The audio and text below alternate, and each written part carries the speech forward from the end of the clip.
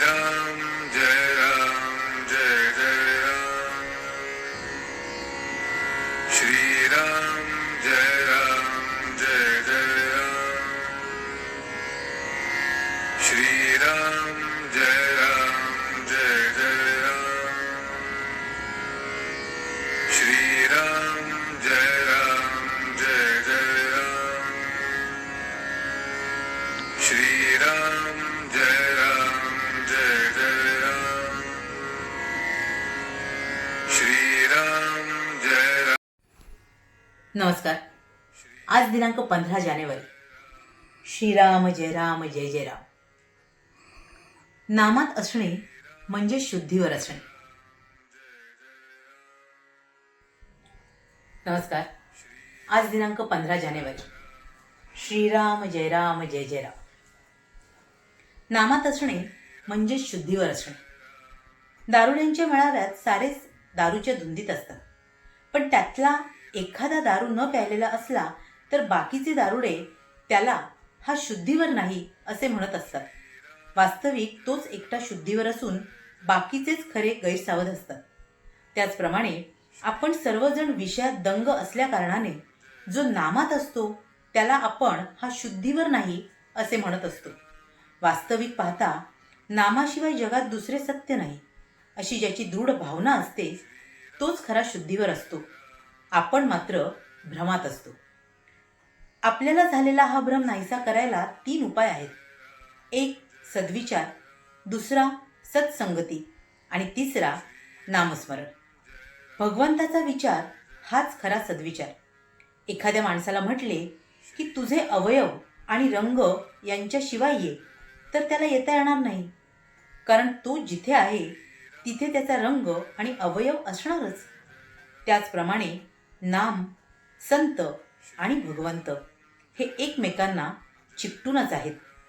त्यामुळे जिथे नाम आहे तिथे सत्संगती आणि भगवंत हे असतातच. वासरू घेऊन गेले म्हणजे जशी गाय पाठीमागून आपोआप येते, त्याचप्रमाणे नाम घेतले की भगवंत त्यामागे येतोच. आजकाल इतकी यंत्रे निघाली आहेत, मग भगवंताच्या प्राप्तीसाठी संतांनी एखादे यंत्र शोधून काढले नाही का असा प्रश्न एखाद्याच्या मनात येईल. तर त्याचे उत्तर सोपे आहे. असे यंत्र संतांनी केव्हा शोधून काढले आहे? त्या यंत्राचे नाव आहे राम नाम. हे यंत्र सर्वांना मिळू शकते, सर्वांना वापरता येते, शिवाय ते कधीच गंजत नाही. भक्त, भगवंत आणि नाम हे तिन्ही एकरूपच आहेत. जिथे नाम आहे तिथे भक्त आहे आणि तिथेच भगवंत आहे. म्हणून नाम सर्वात श्रेष्ठ आहे. ते नाम अनन्य होऊन आपण घेऊया. नाल्यातून, गटारातून पाणी वाहते, ते किती घाण असते, पण ते नदीला मिळते आणि ती सागराला मिळते. सागर त्या सर्वांना सागररूप करून टाकतो. तसे मनुष्य कितीही पापी, दोषी, अपयशी असू द्या, त्याने नाम नदीची कास धरली की तो राम सागर रूप झालाच म्हणून समजा. भगवंताला विसरणे हे सर्वात मोठे पाप आहे. नामाने भगवंताचे स्मरण होते, म्हणून नामाने पाप नाहीसे होईल. अनाथ शब्द नाथा वाचून नाही आणि नाथाला अनाथा वाचून नाथत्व नाही. राम सर्वांचा नाथ आहे.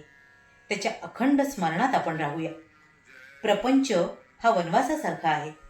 रामाच्या स्मरणात प्रपंचातली संकटे आणि दुःखे कसपटाप्रमाणे वाटतील. तुम्ही नाम घेत गेलात तर तुम्हाला संत धुंडीत जाण्याची जरुरीच नाही, तेच तुम्हाला धुंडीत येतील. श्रीराम जय जय राम. महाराज म्हणतात की खरं तर प्रपंच हा खूप भ्रामक आहे आणि जो मनुष्य नामात आहे, भगवंतामध्ये दंग आहे, तोच खरं तर शुद्धीवर आहे. मुळात आधी भक्त, नाम आणि भगवंत हे निराळे नाहीतच. जिथे नाम आहे तिथे भक्त आहे आणि तिथेच भगवंतही आहे.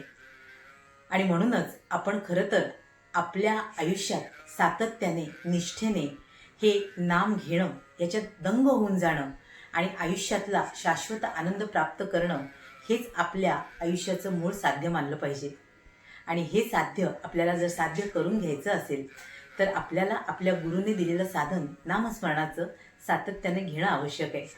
असं या नामात रंगून जाणं, दंगून जाणं आणि आपल्या परमेश्वराला प्राप्त करून घेणं हे तुम्हा आम्हाला आपल्या गुरुच्या शुभाशीर्वादाने, त्यांच्या कृपेने लाभू, हीच त्या गुरुचरणी प्रार्थना. तुम्हा साऱ्यांसाठीच खूप सारी गुरु ब्लेसिंग्स. श्री स्वामी समर्थ. जय गुरुदेव.